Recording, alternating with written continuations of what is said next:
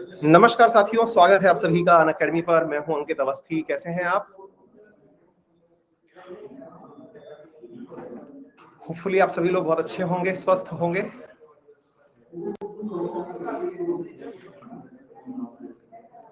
Am I audible? क्या मैं आप सभी को सही से सुनाई दिखाई पड़ रहा हूं?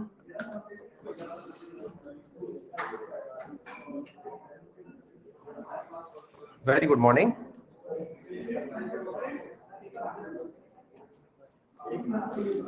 और लेट होने के लिए भैया माफी, थोड़ा सा ज्यादा इंतजार करा दिया आप लोगों को, लेकिन प्लीज थोड़ा मैनेज कर लीजिए।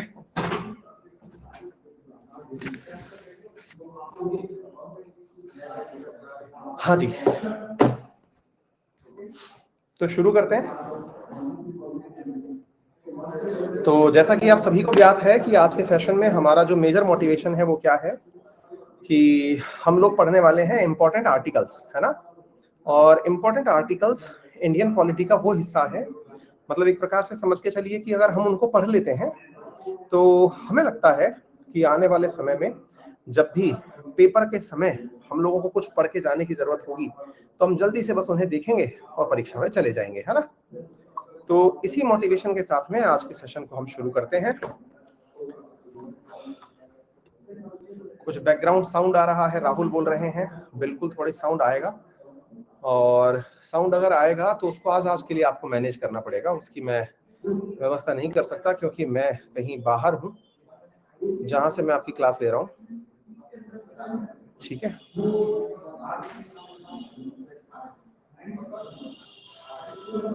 आर्यन,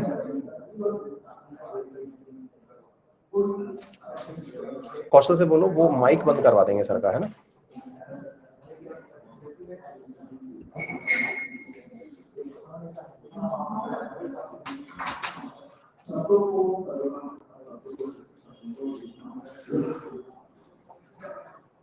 सर का माइक बंद करवा दो। हाँ जी, तो अरे यार ये मैंने क्या डाल दिया आप लोगों के लिए। एक मिनट। मैंने आपको पेड कंटेंट की फाइल जो है वो अपलोड कर दी जल्दबाजी में, आपकी वाली फाइल रह गई।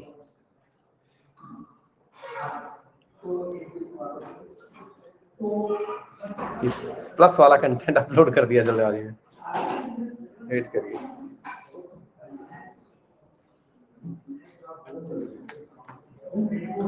भुवनेश्वर कब आ रहे हैं यार? कोशिश तो कर रहे हैं थोड़ा जल्दी आने की।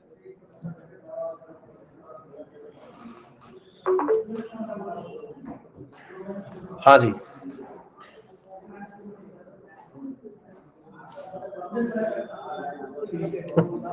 जब तक नहीं आता तब तक एडवर्टाइज कर लेते हैं, है ना। हाँ, एडवर्टाइज ये है कि आप लोगों को पता होना चाहिए बस केवल इतना कि मेरा रेफरल कोड है अंकित 10, जिसका यूज करके आप अनअकैडमी पर 10% डिस्काउंट प्राप्त कर सकते हैं, है ना। इतना ही विज्ञापन काफी है, ठीक है।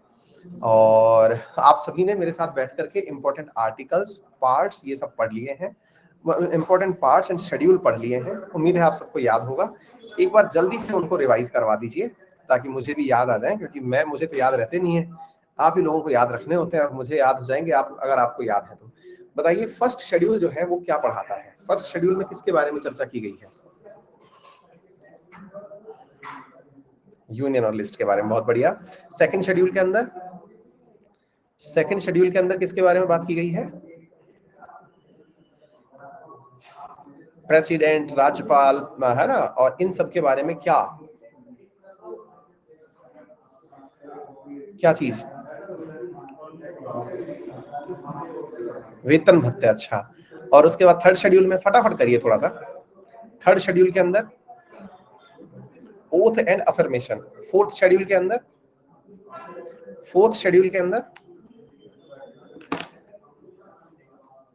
यस, जो राज्यसभा के अंदर सीट है वहां पे राज्य के हिसाब से कितनी चीजें नॉमिनेट की जाएंगी। फिफ्थ शेड्यूल के अंदर शेड्यूल ट्राइब, है ना, उनके लिए जानकारी दी हुई है। अच्छा, सिक्स्थ शेड्यूल के अंदर ATMM, very good. 7th schedule के अंदर, 7th शेड्यूल के अंदर लिस्ट वाइज सब्जेक्ट दिए हुए हैं। कौन सी लिस्ट दी हुई है उसमें? Very good, union list, state list और कंकरेंट लिस्ट, है ना। अवशिष्ट शक्तियां उसके अंदर नहीं दी गई हैं। बहुत बढ़िया, बहुत बढ़िया। इसके अलावा बताइए, 3 तरह की लिस्ट उसके अंदर हो गई। बहुत बढ़िया। इसके बाद में 8th शेड्यूल के अंदर,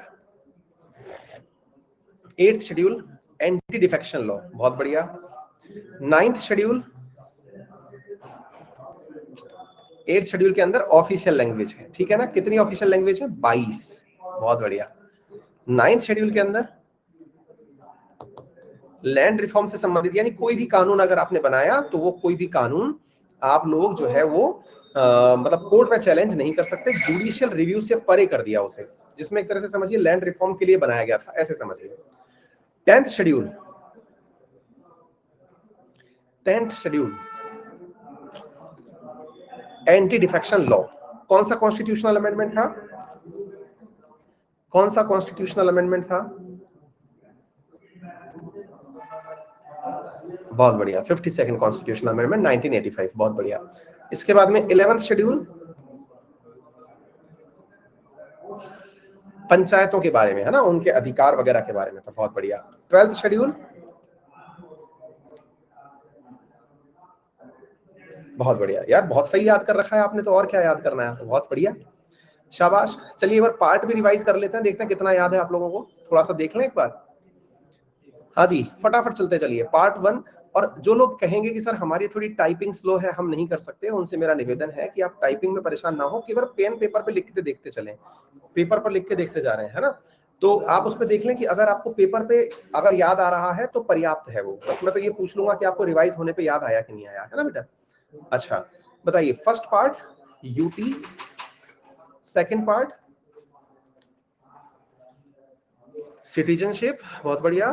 थर्ड पार्ट, थर्ड FR, शाबाश। बस चल रही है, बस में दिए गए कुछ वादे और भी थे, दैट इज DPSP। कुछ याद आ गया? बहुत बढ़िया। पार्ट 5 या part 4A? Part 4A, very good, fundamental duties. Part 5 union, शाबाश। अब हमने प्रेसिडेंट बना लिया है। उसके बाद पार्ट 6 में स्टेट बना लिया, शाबाश। पार्ट 7 को हमने हटा दिया है, वेरी गुड। पार्ट 8 में हमने यूनियन टेरिटरी ले ली है, शाबाश। पार्ट 9 में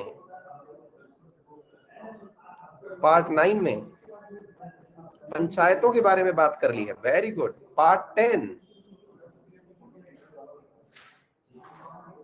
म्युनिसिपैलिटीज के बारे में बात कर ली है, वेरी गुड। पार्ट 11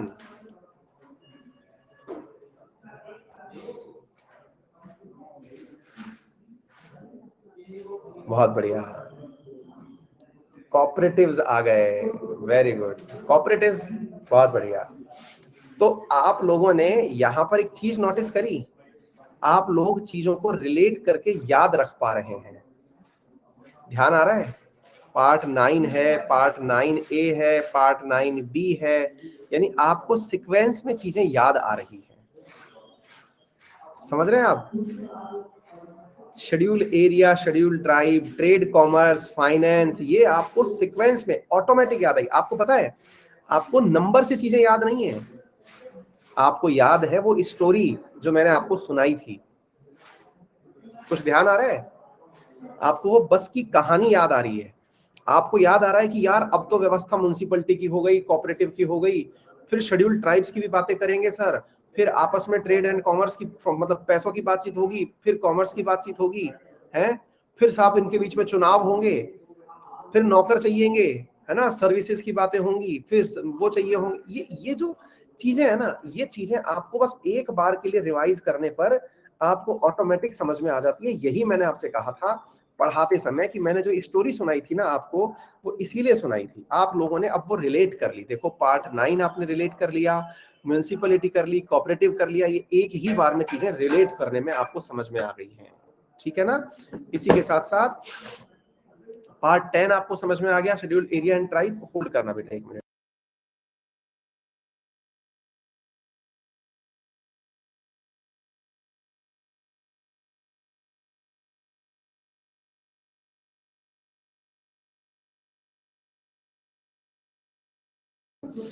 ठीक है ना।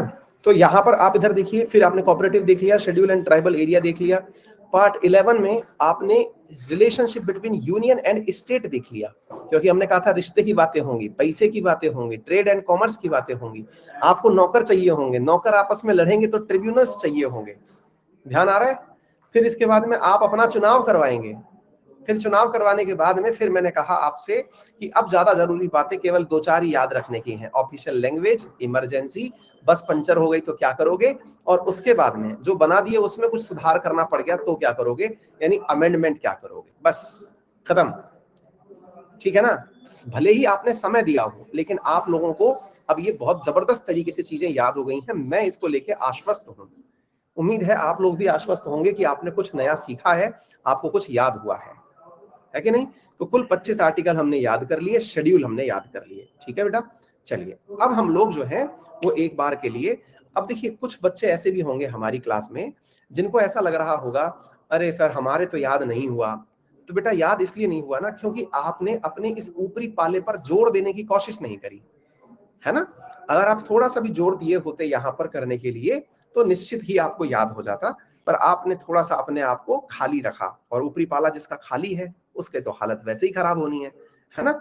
लेकिन आप थोड़ा सा भी प्रेशराइज करेंगे खुद को तो आप मेरे साथ साथ याद कर पाएंगे, ठीक है। आ जाओ बेटा चलते हैं। तो आर्टिकल 1, अब मैं आपको कुल मिलाकर के 80 आर्टिकल हैं जो याद कराऊंगा, और आप देखना आप इनका अभ्यास ऐसे करोगे उंगलियों पर लिख करके, ये वादा है, ठीक है। सारा कंटेंट डाउनलोड कर सकते हो, 1% भी टेंशन की जरूरत नहीं है, एक बार के लिए हम रिवाइज करते हैं, ठीक है बेटा। Article number 1, name and territory of the union, that is article number 1, ठीक है। तो हम लोगों को ये चीज यहां पर याद रखनी है, ठीक है। नंबर 3 में क्या है, formation of new state and alteration of areas and boundaries और name of the existing state. अब कैसे याद रखना है मैं आपको बताता हूं। पहली चीज तो आपको ये याद रखना पड़ रहा है कि आर्टिकल 1 क्या है। दूसरा दूसरा आर्टिकल 3 के बारे में आपको याद क्यों रखना है, मैं इसके पीछे कारण बता देता हूं आपको। देखिए इन दिनों पश्चिम बंगाल चाहता है, वेस्ट बंगाल चाहता है कि उसका नाम बदल करके बांग्ला रख दिया जाए। क्या रख दिया जाए, बांग्ला। वेस्ट बंगाल ने इसके लिए सिफारिश भी की हुई है केंद्र सरकार से कि नाम बदल दो। तो क्या नाम बदला जा सकता है, इसके बारे में जो आपको जानकारी प्राप्त होनी चाहिए वो कहां से होनी चाहिए, formation of new state and alteration. Ma'am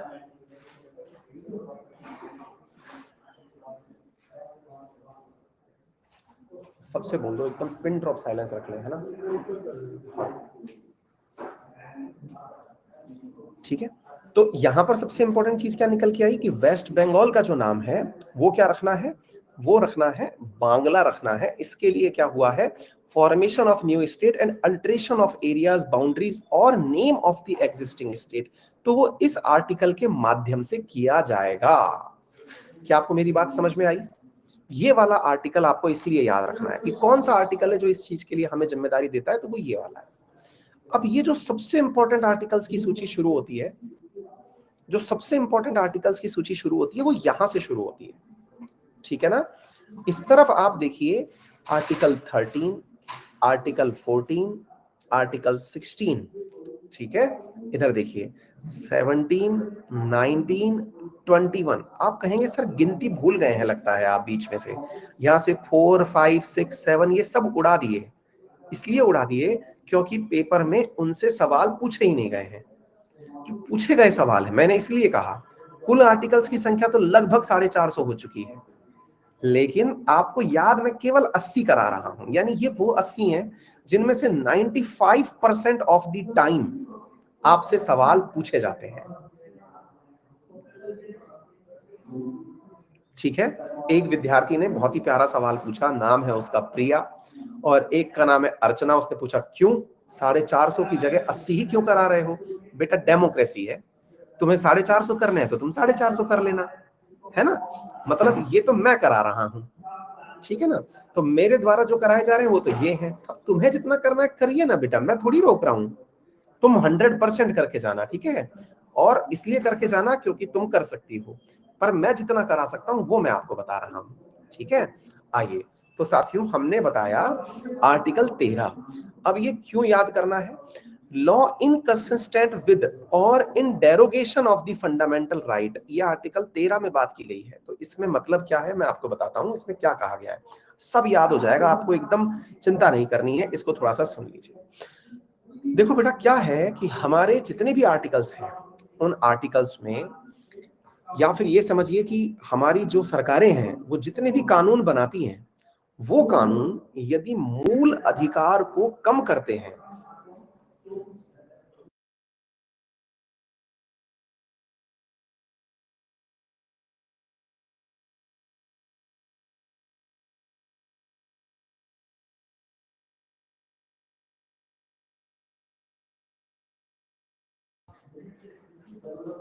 तो हुआ ये कि हमने law inconsistent with or in derogation with fundamental right की जब हमने बात करी, तो क्या है कि भाई अगर मान लीजिए एक बार के लिए हम इस बात को माने, क्या माने कि भाई अगर मान लीजिए कि हमारी संसदों ने कोई कानून बना दिया, और कोई कानून बना दिया और सुप्रीम कोर्ट को लग रहा है कि वो फंडामेंटल राइट का उल्लंघन कर रहा है। एक बार के लिए सुप्रीम कोर्ट को ये फीलिंग आ गई कि साहब, मतलब ऐसा लग रहा है कि नहीं यार, ये तो आपने कानून बना तो दिए है लेकिन ये फंडामेंटल राइट के हिसाब से सही नहीं है। तो ऐसी स्थिति में वो वाले जो आर्टिकल्स हैं वो कहां डालने पड़ गए? मतलब वो जो आर्टिकल है जिसके माध्यम से सुप्रीम कोर्ट को ये पावर मिलती है, वो सुप्रीम कोर्ट को जो पावर मिलती है वो आर्टिकल नंबर 13 से ही मिलती है। आ गई बात समझ में? इतनी बात क्लियर हो गई? यानी एक तरह से समझिए तो जो जुडिशियल रिव्यू का अधिकार है सुप्रीम कोर्ट को, वो कहां से मिला? तो वो आर्टिकल नंबर 13 से ही मिला। क्लियर है? तो उम्मीद है कि आप लोगों को यह बात अच्छे से समझ में आ गई होगी। आगे चलते हैं। आर्टिकल नंबर 14, ये एक प्रकार से समझिए कि देश में आज जितने भी प्रकार के कानून बन रहे हैं, देश के अंदर जितने भी प्रकार के वर्ग हैं जो हैं, वो सारी चीजें जो है वो आर्टिकल 14 के तहत ही बनाए जा रहे हैं। यानी हम कहते हैं ना हमारे देश में कानून का शासन है। अब एक विद्यार्थी ने पूछा, सर फिर आर्टिकल नंबर 32 किसके बारे में बात करता है? जब यही सारी बातें ये कर लेता है तो फिर 13 नंबर की बातें आपने कही, 32 क्या बात करता है? 32 के अंदर कुछ आपको मूल अधिकार दिए गए हैं जो पूरे भाग 3 में दिए गए हैं। फंडामेंटल राइट का जो पार्ट है ना, भारत के संविधान का पार्ट 3, उसमें जो आपको सुविधाएं दी गई हैं, उन फंडामेंटल राइट्स पे अगर कोई भी उल्लंघन होता है तो उसके लिए आप जा सकते हैं सुप्रीम कोर्ट। दोबारा समझिए, बहुत महत्वपूर्ण है ये जानकारी। पार्ट 3 के अंदर जो भी आपको आर्टिकल मिला है, मान लो कि आपको लगता है कि आर्टिकल 13 भी सही से अप्लाई नहीं हो पा रहा, तो आप 32 के अंदर सुप्रीम कोर्ट शिकायत करने जा सकते हो कि सर जी सुनवाई नहीं हो रही हमारी। ठीक है? पार्ट 13 जो है वो सुप्रीम कोर्ट को खुद से ये पावर देके बिठाया हुआ है कि अगर अगर आपको लगता है सुप्रीम कोर्ट महोदय, हाँ, अगर आपको लगता है कि इन नेताओं ने जो कानून बनाए, ये कानून बिल्कुल वैसे नहीं है जैसे कि संविधान में लिखे गए हैं, तो आप अपने लेवल पर ही उनके बारे में चर्चा करें। एक तरह से समझो, पार्ट 13 तो सुप्रीम कोर्ट को खुद से ही पावर दे देता है कि वो खुद से कोई एक्शन ले। भाई एक बात बताओ, आपको कोई परेशानी हो रही है और मुझे आपकी बिना शिकायत करे ही समझ में आ रही है। आपने अभी कहा सर पीछे से बहुत सारी नॉइस आ रही थी, तो आपकी उस नॉइस का इलाज करने के लिए मैंने आसपास जितना भी पॉसिबल था आवाज कम कराने का प्रयास किया। दिस इज आर्टिकल 13, कि मैंने खुद से ही डिसाइड कर लिया कि बच्चों को कुछ दिक्कतें हो रही होंगी, ये मैंने खुद से डिसाइड कर लिया और मैंने अपने लेवल पे समाधान कर दिया। एक है दूसरा ऑप्शन, दैट इज आर्टिकल 32। अब आर्टिकल 32 है कि आपको परेशानी आ रही है तो आप लिख के भेज रहे हैं। क्या आपको मेरी बात समझ में आ रही है? तो वो कंप्लेंट है। तो 32 इज ए कंप्लेंट और 13 इज ए सुनोमोटो। अपने आप से सोच लिया हमने कि हाँ भाई कोई इशू होगा तो देखते हैं क्या दिक्कत है। ठीक है? आगे बढ़े, इसलिए आपको याद रखना है, ठीक है।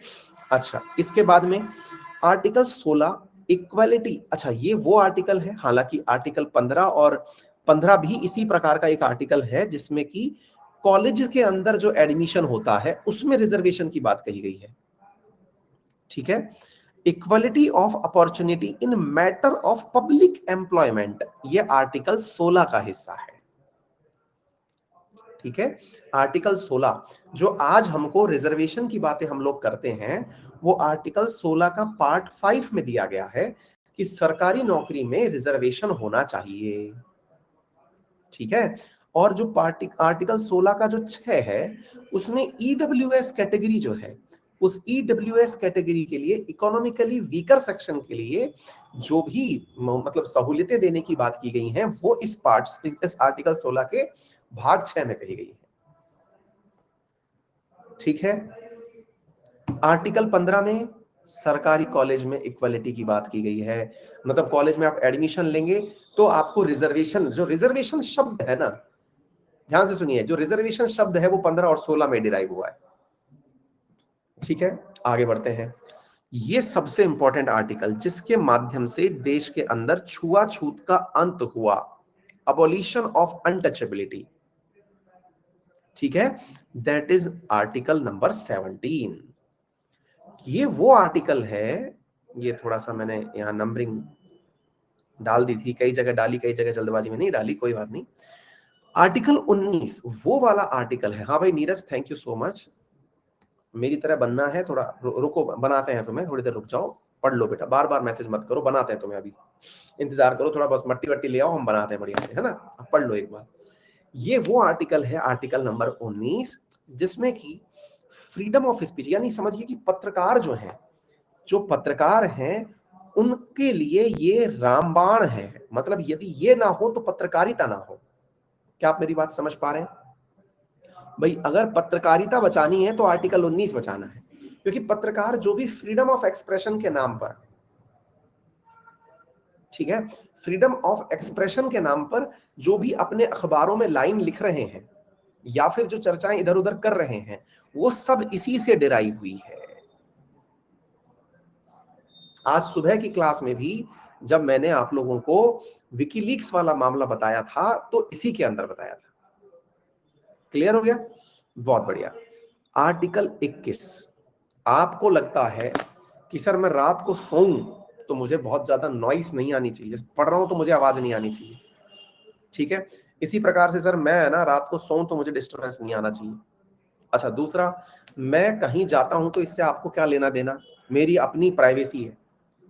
ये जितनी भी चीजें हैं, राइट टू प्राइवेसी हुआ, है ना, राइट टू स्लीप हुआ, राइट टू वॉक हुआ, राइट टू फ्रेश एयर हुआ, ये जितने भी प्रकार के राइट है जिससे आप लोग ये कहते हैं कि मैं जिंदा हूं, मैं इंसान हूं, तो ये कहां से डिराइव होता है? फ्रॉम द आर्टिकल नंबर 21, यानी 21 नंबर लाइफ जो आर्टिकल जो है, it is a protection of life and personal liberty, यानी आप क्या हैं, ये जो है, ये सौभाग्य ने एकदम सही कहा, बिल्कुल, राइट टू डाई भी सौभाग्य अब इसमें आ गया है मेरे भाई, क्योंकि यूथेनेशिया को जब 2018 में सुप्रीम कोर्ट ने अलाउ किया, मैंने अभी कुछ दिन पहले ही एक वीडियो किया है, आप देख लीजिएगा कि अब 1 मिनट में भी मर सकेंगे लोग, है ना, उस पर एक वीडियो किया है, यूट्यूब पर देख लीजिएगा, उसमें मैंने यूथेनेशिया बताया है, इच्छा मृत्यु बताई है, और उस इच्छा मृत्यु वाले केस में पैसिव यूथेनेशिया को मैंने बताया है, और पैसिव यूथेनेशिया जो है वो इंडिया के अंदर सुप्रीम कोर्ट ने अलाउ कर रखा है, डॉक्टर डेथ ने जो मशीन बनाई है ना, वो वाला। बात समझ में आ गई? क्लियर हो गया? हाँ, राइट टू फॉरगटन भी आया था अभी, वो भी लाइफ राइट टू इसके अंतर्गत ही आया था, राइट टू फॉरगटन भी, कि मुझे भुला दिया जाए, ठीक है। चलिए आगे बढ़ते हैं साथियों, आर्टिकल 21 यहां तक हो गया, आगे चलते हैं। तो आपको आर्टिकल 21 जीने का अधिकार देता है, ठीक है। आगे चलते हैं, इसके बाद में, हाँ भाई, एक बार के लिए मैं पोल करा के फिर से पूछ लेता हूं, क्या मैं आप सभी को सही से सुनाई और दिखाई पड़ रहा हूं? 1 मिनट के लिए रुकिए, क्योंकि कुछ बालक जो हैं, अब एक बालक ने तो मुझे कमेंट में लिखा है, प्लीज डोंट डिस्क्रिमिनेट। भाई क्या डिस्क्रिमिनेट कर रहे हैं? वो काफी देर से कह रहा है सर सुन लो मेरी बात, सर सुन लो मेरी बात, हमें समझ में नहीं आ रहा है वो सुनाना क्या चाह रहा है। हद है, मतलब आर्टिकल पढ़ते पढ़ते बच्चे जो है वो डिस्क्रिमिनेशन के बारे में भी चर्चा करने लग जाते हैं, ये पॉलिटी का जो है नकारात्मक असर है। हाँ जी, उसे लगता है कि अब उसे भी मूल अधिकारों का प्रयोग करना चाहिए, उसे भी अब फंडामेंटल राइट का उपयोग करना चाहिए, है ना। गुड है, अच्छा जा रहे हो। आगे चलते हैं साहब।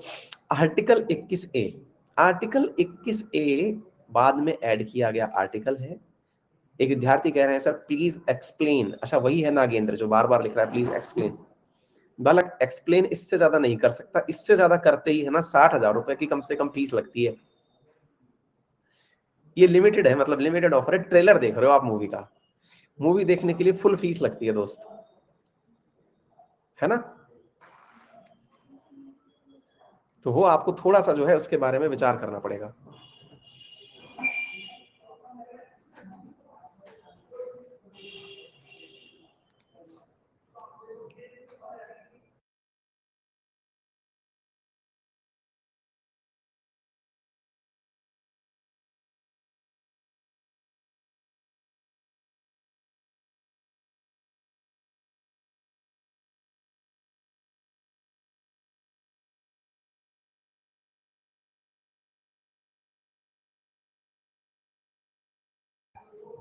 हाँ जी, तो अब मुद्दा क्या बना, आप यहां पर देख लीजिए कि ये वाला जो आपने पार्ट देखा, ये जो आर्टिकल 21A है, तो हमने क्या कहा ना आप लोगों को कि असल में क्या है कि मैं आपको बता दूं कि मैं अपने उसमें आज खुद की कोचिंग कोचिंग में आके बैठा हुआ हूँ, तो सारी जितनी भी चीजें हैं उनको नॉर्मलाइज करने की कोशिश कर रहा हूँ। आज एक नया बैच की शुरुआत थी, तो उस दौरान आके बैठना पड़ा। अदरवाइज तो मैं अपने ऑफिस में रहता हूँ जहाँ से आपकी क्लासेस हो रही होती हैं, लेकिन दोनों को मैनेज करने की कोशिश की है। थोड़ी सी बाधाएं आपको आ रही होंगी, उसके लिए मैं खुद भी परेशान हो सकता हूँ, और आपसे इस चीज के लिए माफी भी मांगता हूँ कि आपको मेरी वजह से असुविधा हुई है, उसके लिए खेद है मुझे। ठीक है, हाँ जी, हाँ तभी शर्ट पहना हुआ, आपको जुगाड़ दिख रहा होगा ना। हाँ वेरी गुड। चलिए तो आगे बढ़ते हैं साथियों। 21A के बारे में हम बात करते हैं, राइट टू एलिमेंट्री एजुकेशन। अब इसमें क्या है साथियों, राइट टू एलिमेंट्री एजुकेशन, शिक्षा का अधिकार जो है वो 21A के अंतर्गत बात की गई है ना। ये कौन से कॉन्स्टिट्यूशनल अमेंडमेंट, यस 6 से 14 साल के बच्चों के लिए, बहुत बढ़िया। 86th कॉन्स्टिट्यूशनल अमेंडमेंट, बहुत बढ़िया, शाबाश। 86th कॉन्स्टिट्यूशनल अमेंडमेंट 6 से 14, क्लियर हो गया, डन। आगे बढ़िए, इसके बाद चलते हैं साथियों आर्टिकल 25। अब देखिए आपको मूल अधिकार के अंदर ये चीजें याद करनी है ना। हाँ जी, बिल्कुल ललित, बिल्कुल सही। आगे चलिए, आगे चलते हैं, अगले प्रश्न पे हैं। और उसमें क्या मतलब, अगला आर्टिकल है that is article number 25, freedom of conscience and free profession. यानी कि ये वो है जिसके आधार पर, एक ये वो चीज है जिसके आधार पर आपको कौन से भगवान को मानना है, कौन सी प्रैक्टिसेस करनी है, क्या नहीं करना है, ये सब जो है ना ये इसी के तहत आता है। कुछ विद्यार्थी हमारी क्लास में एकदम नए हैं, और नए हैं तो वो क्या समझते क्या है कि ये क्लास नहीं है, एक सोशल मीडिया प्लेटफॉर्म है, और उस सोशल मीडिया प्लेटफॉर्म पर वो दमादम मैसेज डाले जा रहे हैं। उन्हें लग रहा है कि सोशल मीडिया पर जैसे मैसेज डालते हैं और चैट जैसे होती है वैसे जवाब मिल जाएगा। वो भूल रहे हैं कि ये एक क्लास है, और इस क्लास में बीच में जो है ना आपसे केवल सवाल पढ़ाई से संबंधित जो हम पढ़ा रहे हैं इसमें से कोई संबंधित है तो ही लिया जाएगा, बाकी जो आप पूछ रहे हैं वो सब क्लास के अंत में ले लिया जाएगा। थोड़ा सा इंतजार करें, है ना। आइए आगे चलते हैं। पार्ट 25 मतलब आर्टिकल नंबर 25 हमने बता दिया। इसके बाद article number 30, right of minorities to establish and administer educational institute. मतलब जैसे आपने बहुत सारा जगह देखा होगा, आपके शहर में भी हो सकता है कोई क्या बोलते हैं ना इंग्लिश स्कूल होगा जो कि मिशनरीज के द्वारा चलाया जा रहा होगा, है ना। आपने देखा होगा कि आपके यहाँ पर भी कोई ना कोई ऐसा स्कूल होगा जो मिशनरी स्कूल होगा, इंग्लिश स्कूल होगा, जिसको क्रिश्चियंस के द्वारा चलाया जा रहा होगा, कई मदर से चल रहे होंगे, है ना। कई ये सब जो है ये इसी आर्टिकल के तहत दिया गया है। यानी हमारे यहाँ पर रिलीजियस एक्टिविटीज के लिए आपको एजुकेशनल इंस्टीट्यूट चलाने की जो परमिशन है ना वो इसी के तहत दी गई है। क्लियर हो गया, आगे बढ़ते हैं। Article 31C, saving of laws giving effect to certain principles. असल में क्या है ना साथियों, मैं आप लोगों को इसके बाद में एक बहुत शानदार टाइटल पढ़ाऊंगा, और वो क्या है, वो टाइटल है दो चीजों के बीच की लड़ाई का। एक लड़ाई है फंडामेंटल राइट और डीपीएसपी। इन दोनों के बीच में ना गजब लड़ाई होती है। मतलब ये बहुत ही शानदार वाली लड़ाई है। लड़ाई से मतलब यूं है कि फंडामेंटल राइट तो लगता है सुप्रीम कोर्ट वालों को कि उनके पास दी गई सबसे शानदार ताकत है, और डीपीएसपी यानी कि नीति निदेशक तत्व जो है वो लगता है नेताओं को कि वो उनके पास दी गई सबसे बड़ी पावर है। इन दोनों की लड़ाई बहुत शानदार होती है। मतलब कि फंडामेंटल राइट और डीपीएसपी आपस में लड़ रहे हो तो कौन जीतेगा, ये जो है ना अपने आप में देखने लायक एक बहुत ही शानदार विषय है। किसी दिन इस लड़ाई का लाइव प्रसारण किया जाएगा, आपको आमंत्रण भेज दिया जाएगा। उस लड़ाई में ना ये वाला जो आर्टिकल है इसका जिक्र होता है। डीपीएसपी बोले तो directive principles to the state policy, नीति निदेशक तत्व जिन्हें कहते हैं। ठीक है। अच्छा, इसके बाद में आर्टिकल नंबर 32, इसमें क्या कहा गया है, remedies for enforcement of fundamental right. ये रिट वाली बात है। मुझे नहीं लगता कि आप में से किसी भी विद्यार्थी को ये रिट की कहानी ना पता हो। ठीक है, तो एक प्रकार से आप लोगों ने ये जो फंडामेंटल राइट में भी जो इंपॉर्टेंट फंडामेंटल राइट है वो याद कर लिए। मैं एक बार देख लेता हूं आपको कितने याद हुए अभी तक। हाँ भाई, फंडामेंटल राइट में आपको मैंने आज जो पढ़ाए हैं उसमें 13 पढ़ाया, 14 पढ़ाया, 16 पढ़ाया, 17 पढ़ाया, 19, 21, 21A, 25, 30, 31C, 32। हाँ भाई, यही पढ़ा है हम लोगों ने। क्लियर हो गया। आइए 13 हो गया judicial review. Number 1 14 law equality, rule of law. 16 reservation, किसमें, एम्प्लॉयमेंट में। 17 untouchability. 19 freedom of expression. 21 right to life. 21A RTE। 25 freedom of thought, freedom of expression. ये सब इसी के अंदर आता है। यानी कि आप जिस भी धर्म को माने, जिस भी प्रथा को माने, वो सब इसी के अंदर, freedom of thought, freedom of expression, article 25। Article 30, आपने मिशनरीज स्कूल देखी होंगी, यानी रिलीजियस जो आपने मतलब जो माइनॉरिटीज हैं उनकी जो स्कूल्स हैं वो आपने इसी में देखी हैं। 31C, कुछ बचा के रखना है डीपीएसपी के लिए।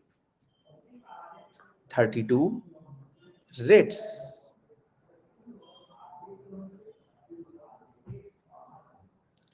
बताएं, यहां तक कोई दिक्कत, कोई परेशानी?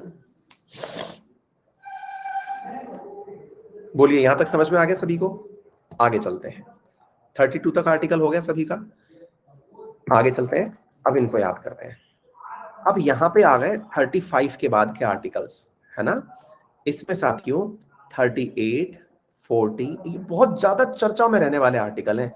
मतलब आप इनको इग्नोर नहीं कर सकते, ये वो आर्टिकल्स हैं। ठीक है भाई, अब जैसे एक व्यक्ति है, उसने कहा सर मार्शल लॉ वाला भी बता दीजिए। बेटा मैं तो अभी इसमें से बहुत सारे आर्टिकल्स बता सकता हूं, है ना। मैं आपको आर्टिकल्स की संख्या तो पूरे की पूरे बता सकता हूं, पर मुसीबत यह है कि कौन सा छुड़वाना है, कौन सा लेस प्रायोरिटी का है, वो थोड़ा सा मुझे अधिकार ले लेने दो। आपको हो सकता है वो आर्टिकल याद हो, है ना, पर मतलब मेरा निवेदन ये है कि आपका ज्ञान जितना है मुझे उतना नहीं है। आप सबसे निवेदन है कि जो छोटा मोटा है केवल उतना सा आप याद कर लें। आर्टिकल नंबर 38 पर चलते हैं। State to secure a social order for the promotion of welfare of state. मतलब एक प्रकार से ये समझिए कि आज देश में जितनी भी चीजें हो रही हैं, नेता नांगले जो भी कर रहे हैं, चाहे वो आपको लगता है कि भाई अपलिफ्टमेंट के नाम पर आप किसी को कुकर बट रहे हैं, चाहे किसी को सिलेंडर बट रहे हैं, चाहे किसी को गैस बट रही है, यानी कि एक प्रकार से समझिए कि वेलफेयर ऑफ स्टेट करने के नाम पर, चाहे वो जमींदारी एक्ट का मतलब वो किया जा रहा है कि भाई खत्म करो, सब जमीनों को बराबर बांट दो, ये सब चीजें जो हैं आर्टिकल 38 से ही ओरिजिनेट होती है। यही नेताओं का वो है, मतलब धर्म है। क्लियर हो गया? आर्टिकल 40, आर्टिकल 40 जो है, ये मतलब समझिए कि भारत वालों ने आजादी के बाद, जब संविधान भी बन गया, उसके बाद अगर कोई चीज बनाने का प्रयास किया, मतलब कई बार तो लोग मजे लेते हैं इस बात के बारे में कि भाई देश में आजादी आ गई, आजादी के दौरान तो हमने सब कुछ बनवा लिया, अंग्रेज चले गए तो उसके बाद हमने खुद से जो बनाई चीज वो क्या थी? बोले पंचायत। आजादी के बाद जो सबसे बड़ा हमने इंस्टीट्यूशन विकसित किया ना, जो हमारी अपनी, भाई वैसे तो हमारा पूरा पूरा संविधान कहीं ना कहीं से कट कॉपी पेस्ट सा फीलिंग आती है ना, लेकिन जो हमने खुद से डिराइव किया कोई इंस्टीट्यूशन है, वो हमने पंचायत से लिया। हाँ अमित, लास्ट में बेटा 5 मिनट का मैं दूंगा, आंसर राइटिंग टिप भी दूंगा, वेट करिए, है ना? बिल्कुल बिल्कुल बिल्कुल। आपको आंसर राइटिंग टिप्स काम में आ रही हैं सबको? ठीक है, तो अभी बस इसके बाद में इस वाले पेज को याद कर लेते हैं, उसके बाद में आंसर राइटिंग टिप पर ही चलने वाले हैं। रोज हम 5-7 मिनट का वो प्रैक्टिस जरूर करेंगे, है ना? तो हमने ऑर्गेनाइजेशन ऑफ विलेज पंचायत के बारे में बात कर लिया। अब है यूनिफॉर्म सिविल कोड। ये है यूसीसी, जिसको लेकर के आपने ट्रिपल तलाक के मुद्दे पर सरकारों को काम करते हुए सुना है। That is article number 44। ठीक है, पंचायत देख लिया, ट्रिपल तलाक का मुद्दा देख लिया।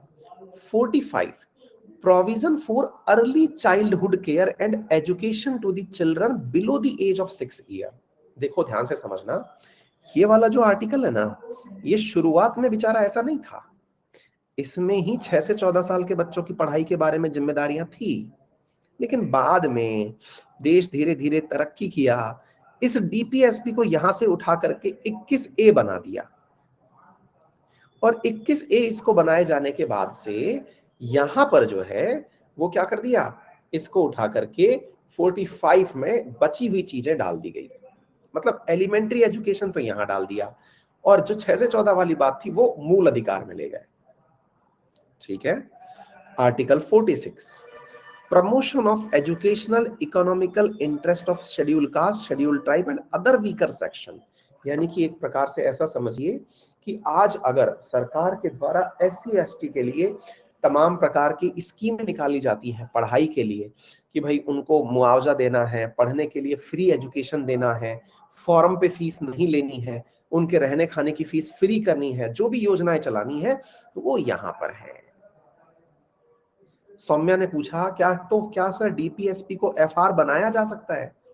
बच्चा, आपको मैंने कल, शायद आप मेरी क्लास में नहीं थी, मैंने आपसे एक लाइन बोली थी कि डीपीएसपी और कुछ नहीं अपितु भविष्य के FR हैं, यानी फ्यूचरिस्टिक फंडामेंटल राइट्स हैं, यानी जिन्हें आप भविष्य में फंडामेंटल राइट बनाएंगे, वहां यहां लिखे हुए हैं। जब आपके पास पैसा हो तो इन्हें मूल अधिकार बना देना, यानी कि लोग इनको ना मिलने पर सुप्रीम कोर्ट में आपकी शिकायत करने जा सके। आ गई बात समझ में? भाई कल को अगर ऐसा लगता है हमको कि पर हमको मिलने चाहिए थे लेकिन मिले नहीं, तो शिकायत करने आप सुप्रीम कोर्ट में जा सकें, ये वो चीज है। ठीक है, article 50, separation of judiciary from the executive. ठीक है, इसके अंदर एक प्रकार से समझिए ये वो चीज है जो ये आश्वस्त करती है कि न्यायपालिका कार्यपालिका से, यानी जुडिशियरी एग्जीक्यूटिव से अलग कैसे है। ठीक है, article number 51, promotion of international peace and security, यानी कि जो शांति और सुरक्षा है उसको बढ़ावा देने की जो बात है वो आर्टिकल नंबर 51 में की गई है। ठीक है, जिसके बारे में मैंने कल परसों भी आपको कहा था कि हम अंतरराष्ट्रीय संबंधों को अच्छे से रखें, तो वो हम इसी आर्टिकल के तहत है। और 51A, फंडामेंटल ड्यूटीज, ये इसके अंदर दिया गया है। तो एक बार के लिए हम ट्राई करें, हमने कौन कौन से आर्टिकल इस पेज पर देख लिए? 38, 40, 40 के बाद में 44, 46, 50 और 51, 51A। ठीक है, हाँ, और 45 भी। बताइए, 38 में तो सारा की सारा अपलिफ्टमेंट हो गया, वेलफेयर हो गया। 40 के अंदर पंचायती हो गई, 44, देखो 2 लेटर बराबर बराबर से हैं, तो बराबर हैं तो यानी कॉमन है, यूनिफॉर्म है, तो यूनिफॉर्म, ये कभी नहीं भूलोगे आप, यूनिफॉर्म सिविल कोड। 45, जिसको बड़ा करके क्या बना दिया गया, FR बना दिया गया, यानी 6 से कम विषय जो हैं उनको इसमें डाल दिया गया। अच्छा, 46, SC ST के लिए जो भी आपको ऑफर देने हैं वो सब इसमें डाल दिए गए। 50 के अंदर बिल्कुल separation of judiciary versus executives, ठीक है। 51 इंटरनेशनल पीस यानी IR के बारे में बात की गई, ठीक है। 51A जो फंडामेंटल ड्यूटीज हैं उनके बारे में बात करता है। एक बार के लिए थम्स अप करिए अगर आपको चीजें याद हो गई हों, ठीक है। चलिए, कि आपको फाउंडेशन रूप से, चाहे आप स्टेट PCS की तैयारी कर रहे हो, विशेष रूप से SSC के विद्यार्थी इस बात को सुन लें, क्योंकि मैंने बहुत सारे YouTube प्लेटफॉर्म्स अच्छे से देख लिए। स्टैटिक जीके का फाउंडेशन लेवल पर जो भी नॉलेज है मार्केट में, वो कुछ एक किताबों को खोल खोल करके लोग यों की यों पन्ने पढ़ा के चले जाते हैं। आप में से अगर कोई पुराना विद्यार्थी है या फिर कोई मेरा पुराना साथी है, उससे जरा फीडबैक लीजिएगा कि सर का क्या अनुभव है पढ़ाने का। और क्योंकि बहुत लंबे समय से मैं जीके पढ़ाने से बच रहा था, क्योंकि पहले ही बहुत सारे काम खोल रखे थे, लेकिन विद्यार्थियों की बड़ी डिमांड को देखते हुए, क्योंकि SSC ने अब मेंस में भी जीके डाल दिया है, मतलब उसके अंदर भी हिस्ट्री, ज्योग्राफी, पॉलिटी, इकोनॉमी के प्रश्न आने लगे हैं। SSC का मेंस का एग्जाम जो होने लगा है, इवन डिफेंस के एग्जामिनेशन में जीके का बहुत बड़ा रोल हो गया है, स्टेट PCS में बहुत बड़ा रोल, इवन UPSC के जो तैयारी करने वाले लोग हैं उनका भी फाउंडेशन मजबूत होना होता है। तो हमने सोचा कि क्यों ना इस नए साल पर आपके लिए एक तोहफा प्लान कर दिया जाए, और ये तोहफा आप मुझे जरूर बताएं, क्योंकि मैं अब आपके साथ रिवील करने जा रहा हूं वो तोहफा जो कि अनअकैडमी की मदद से मैं आपके लिए लेकर आया हूं। उस पर अपना फीडबैक मुझे जरूर दीजिएगा, क्योंकि मैं लेकर आ चुका हूं नए साल पर अपना जर्नल अवेयरनेस विद अंकित अवस्थी, एक डेडिकेटेड बैच। डेडिकेटेड बैच का मतलब अब आपको गोल के रूप में भी सेलेक्ट यही करना है, general awareness by Ankit Awasthi. No UPSC, no state PCS, no SSC, कुछ भी सेलेक्ट नहीं करना है। अनअकैडमी का लिंक मैंने पिन कर दिया है, डिस्क्रिप्शन में डाल दिया है। नए साल से क्लासेस शुरू हो जाएंगी, दिन बचे हैं 3 नया साल शुरू होने में। अपने आप को रजिस्टर करा लीजिए, क्योंकि डेडिकेटेड 6 मंथ का बैच है और कीमत आपके सामने है, जिसमें history, geography, polity, economy dedicatedly मात्र 1999 में है। इसके लिए आप मेरा रेफरल कोड यदि अंकित 10 यूज कर लेते हैं, इसमें भी आपको 10% का डिस्काउंट मिलता है। तो आप मुझे बता दीजिए कि 4 सब्जेक्ट जो कि डिटेल में, क्योंकि आपको बताने के लिए मैं कई दिन से मैपिंग की क्लासेस का जो आह्वान कर रहा था कि मेरी मैपिंग की क्लासेस देख लीजिए, मेरी मैपिंग की क्लासेस देख लीजिए, उसके पीछे का बड़ा कारण यही था कि आप एक बार मैपिंग देख लें तो शुरू होने जा रहा है वर्ल्ड ज्योग्राफी नए साल में। अगर आप चाहते हैं अपने आप को बुक कराना, तो अनुभव के लेने के लिए, यानी कि ऐसी राइड करने के लिए फाउंडेशन बैच की जिसकी लंबे समय से दरकार थी, और यह दावा है यदि किसी विद्यार्थी ने इस कोर्स को कर लिया, ये मैं ऐसे ही नहीं बोल रहा हूं, बहुत लंबे समय बाद, क्योंकि मैंने बीच में कई बार कोशिश की कि मैं कोर्स लेकर आऊं, हर बार रुक जाता था, क्योंकि मेरे को पढ़ाना था केवल जीके, और हर बार मैं आपके लिए ये लाइन बोलता था, ये भी ले लो वो भी मिल जाएगा। मैंने कहा नहीं, एक अपना पर्सनल होना चाहिए, और वो फाइनली प्लेटफॉर्म ने इस बात को स्वीकार कर लिया और एक बहुत नॉमिनल कीमत में आपके लिए बैच अनाउंस कर दिया है। जिनको तैयारी करनी है हमारे साथ जुड़ जाइए और देखिए फिर कैसे अनुभव आपके साथ साझा करते हैं। अनुभवों को जोड़ने के लिए, और पुराने अनुभव अगर आपके साथ हैं तो उसे जरूर महसूस करिएगा, क्योंकि यहां पर हमने फीस बड़ी ही नॉमिनल रखी हो, लेकिन इसमें फाउंडेशन, चाहे वो विद्यार्थी UPSC की तैयारी कर रहा हो जिसको NCERT फाउंडेशन तैयार करना हो, स्टैटिक जीके के रूप में चाहे वो SSC का विद्यार्थी हो या स्टेट PCS का हो, रेलवे का हो, डिफेंस का हो, जितने भी एग्जामिनेशंस हैं ना, उनका 1 स्टॉप सॉल्यूशन देंगे।